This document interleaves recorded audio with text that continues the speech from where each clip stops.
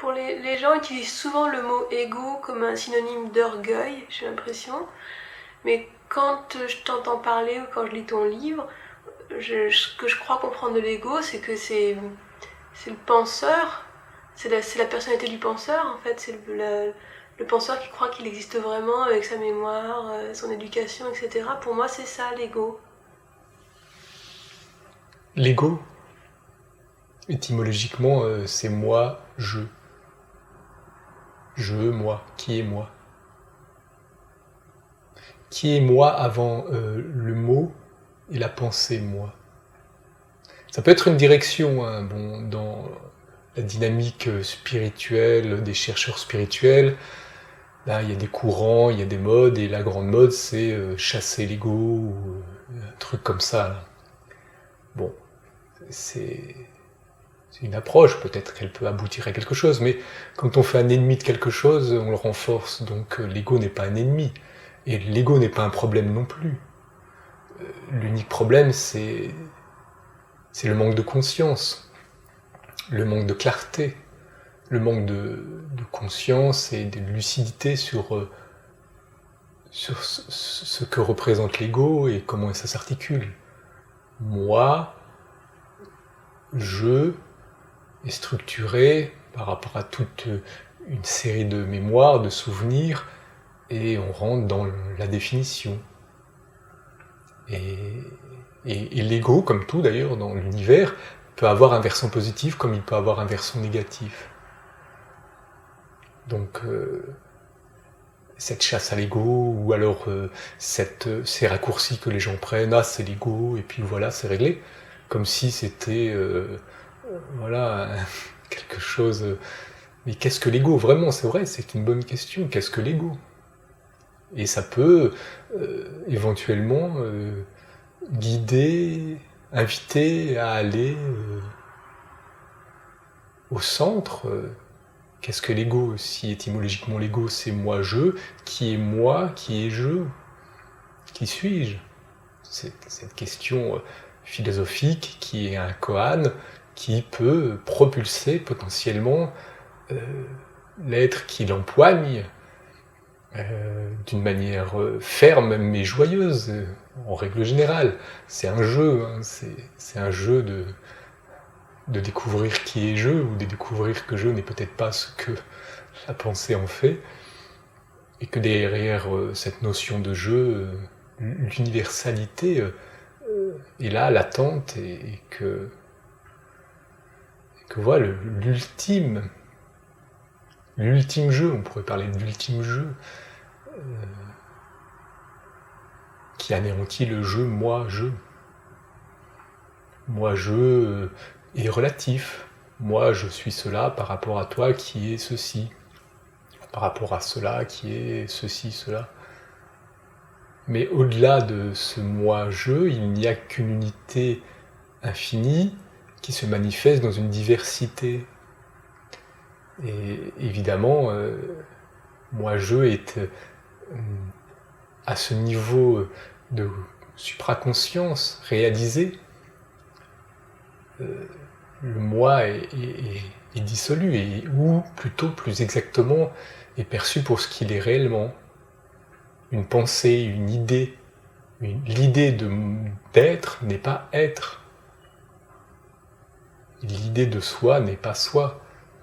Et voilà, et après, effectivement, l'attachement à une idée de soi peut déclencher très rapidement voilà, c'est moi, c'est ma famille, c'est ma patrie, on est prêt à tuer pour défendre des valeurs qui sont que des conditionnements.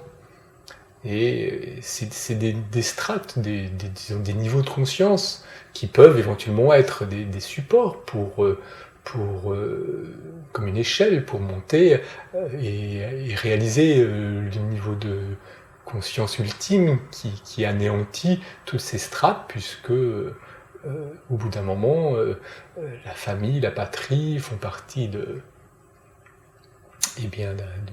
terre, d'une planète qui est déjà une unité. Et cette terre, cette planète font partie d'un système solaire, d'un univers avec d'autres civilisations, et cet univers est en fait un infini, un univers infini et nous sommes cet infini. Et le mot et la pensée de cela n'est pas la réalisation. Mais il est possible de le réaliser directement et de le percevoir directement. Et c'est l'ultime réalisation, l'éveil total, encore appelé l'illumination dans d'autres traditions. Donc l'axe de l'ego, de la chasser l'ego, ou alors la bataille contre l'ego peut éventuellement être un axe intéressant. C'est toujours en fin de compte comment c'est utilisé. Mais ça peut être aussi une manière de se planquer ou de ne pas aller plus loin parce qu'on va formuler simplement, voilà, c'est l'ego, point à la ligne, ou alors c'est l'ego, et puis sans trop savoir de quoi on parle. On n'a pas été vraiment allé, on n'est pas parti à la rencontre de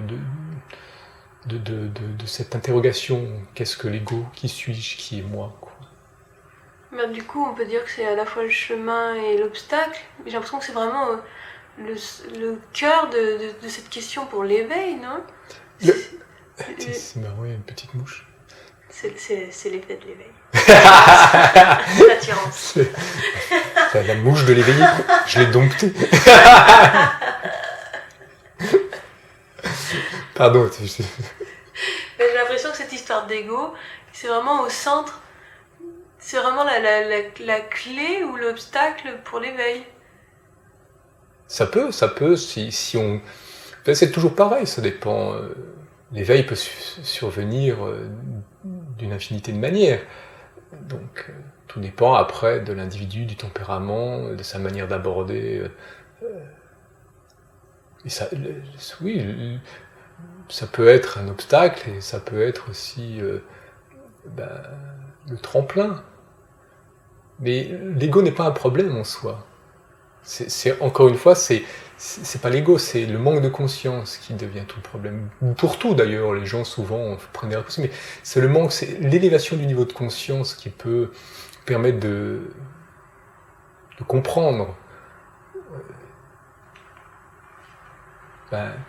comment fonctionne cet univers infini que nous sommes. Et de là... oui, mais pour moi, la conscience, la compréhension, c'est l'ego qui comprend et qui est conscient. Parce que quand il y a une compréhension qui est faite, tu l'associes à une mémoire, et cette mémoire, effectivement, tu peux l'associer à ce que tu as appelé « je » ou « moi ». Et donc il y a un décalage dans le temps et dans l'espace. « Je », « moi », formulé avec la pensée ou le mot, est une entité pensée. C'est-à-dire que « moi » est une pensée, « je » est une pensée. Ce que je suis n'est pas une pensée, c'est avant la pensée, avant le mot. Donc la traduction, la description de quelque chose, ou de quelqu'un, c'est pratique, mais ça ne décrit pas ce que c'est vraiment.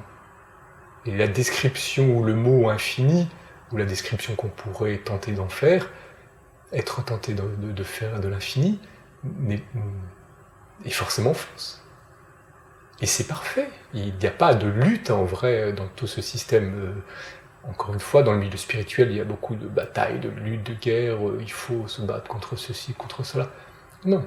Il y a juste à ouvrir les yeux et à se réveiller, à s'éveiller au fait que tout est déjà là et que l'harmonie permanente est en mouvement.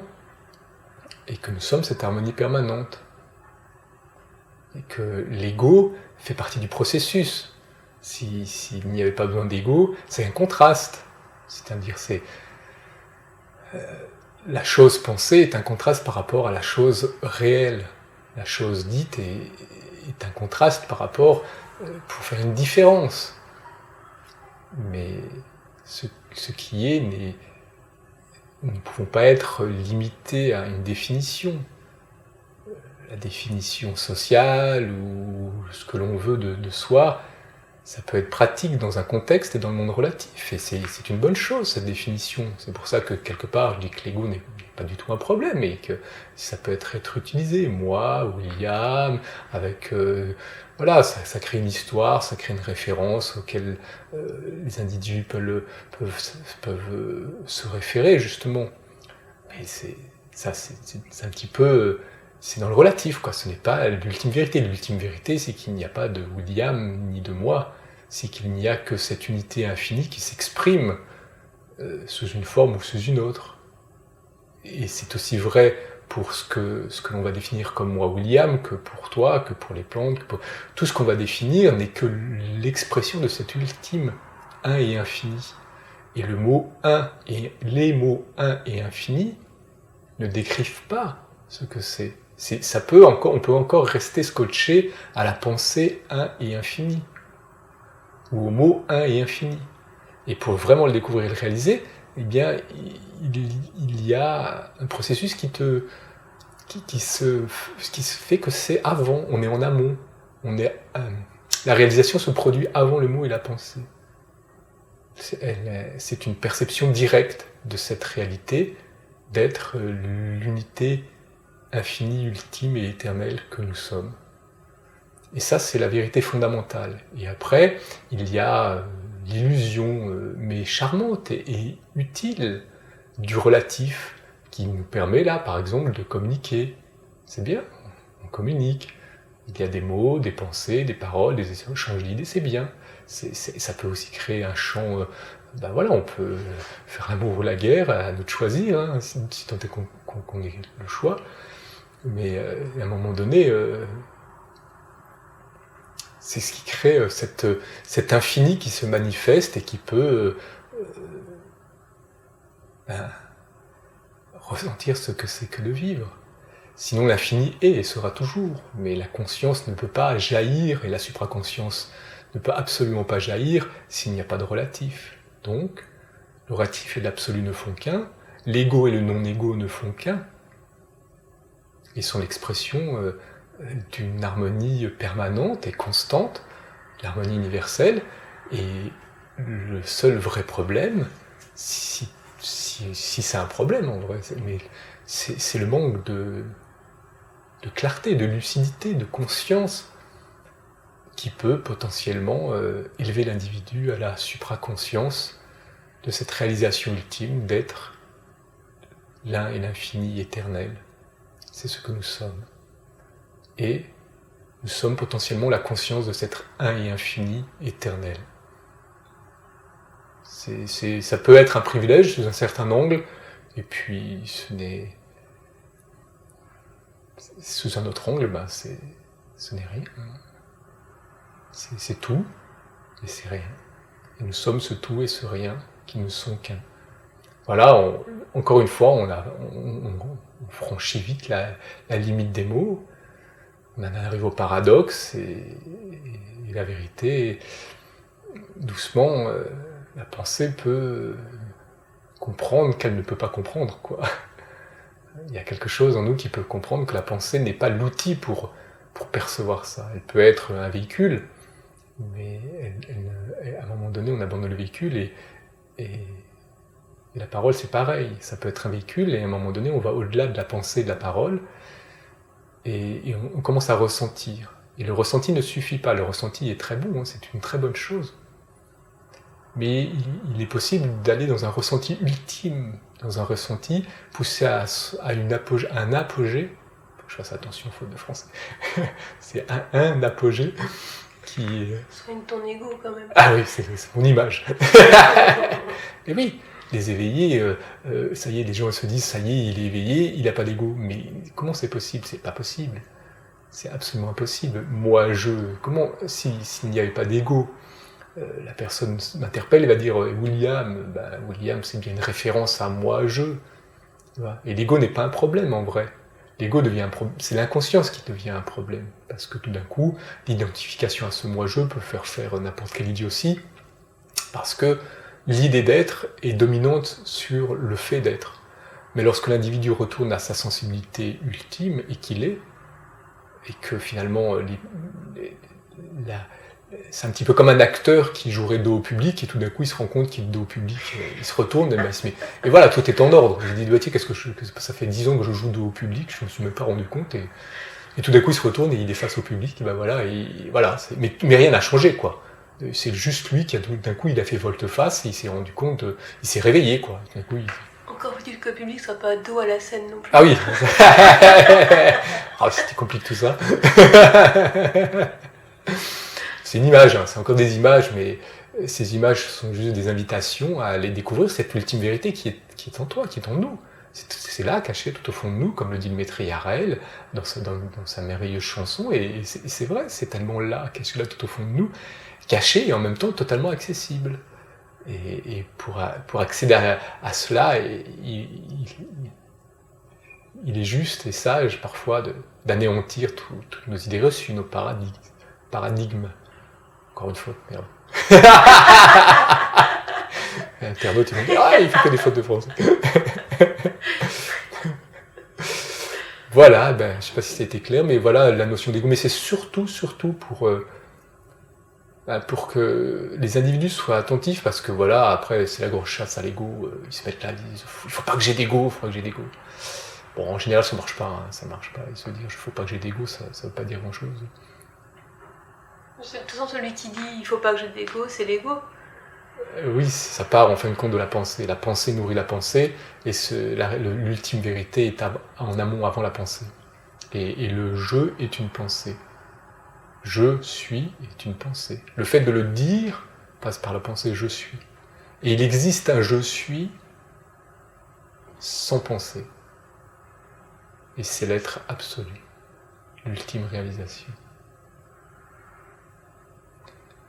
Voilà, mais bon, encore une fois, les mots n'iront pas très loin, et peut-être que ce qui est exprimé ici suffira, ou invitera, ou donnera le goût de l'aventure à certains, et ils prendront la carte au trésor, et ils iront découvrir cette incroyable réalité que nous sommes, cette infinie, susceptible d'être conscient, d'être conscience de l'infini que nous sommes.